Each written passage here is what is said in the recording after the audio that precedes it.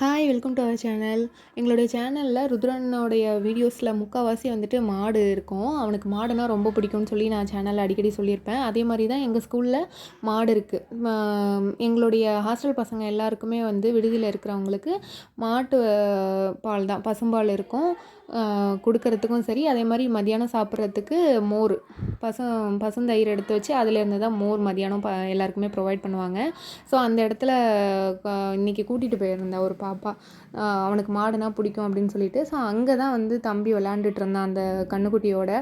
அது அமைதியாக பொறுமையாக இருந்ததும் அவன் கிட்ட போய் காமிச்சிக்கிட்டு நின்னான். அன்னபூர்ணாலயம் பக்கத்துலேயே இருக்குது. ஸோ அங்கே தான் கூட்டிகிட்டு போயிருந்தா.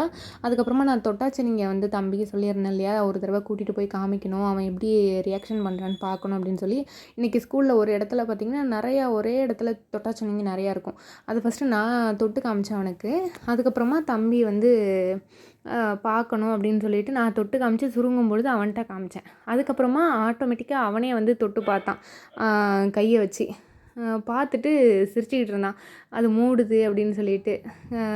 அது அப்படியே தொட்டு தொட்டு விளையாண்டுட்டு இருந்தான் கொஞ்ச நேரத்துக்கு. ஸோ இந்த எக்ஸ்பெரிமெண்ட் வந்து அவனுக்கு பண்ணி காட்டணும்னு நினச்சி இன்றைக்கி தான் அதை வந்து காமிச்சேன். நீங்களும் உங்கள் குழந்தைங்களுக்கு சொன்ன விஷயத்த எக்ஸ்பிளைன் பண்ணி அவங்க அதை அனுபவிக்கும் போது அவங்களோட எக்ஸ்ப்ரெஷன் எப்படி இருக்கும் அப்படின்னு சொல்லிட்டு மறக்காமல் கமெண்ட் செக்ஷனில் கமெண்ட் பண்ணுங்கள். வீடியோவை பார்த்துட்டு சப்ஸ்கிரைப் பண்ணுங்கள், சேனலை லைக் பண்ணுங்கள், ஷேர் பண்ணுங்கள், கமெண்ட் பண்ணுங்கள். தேங்க்யூ.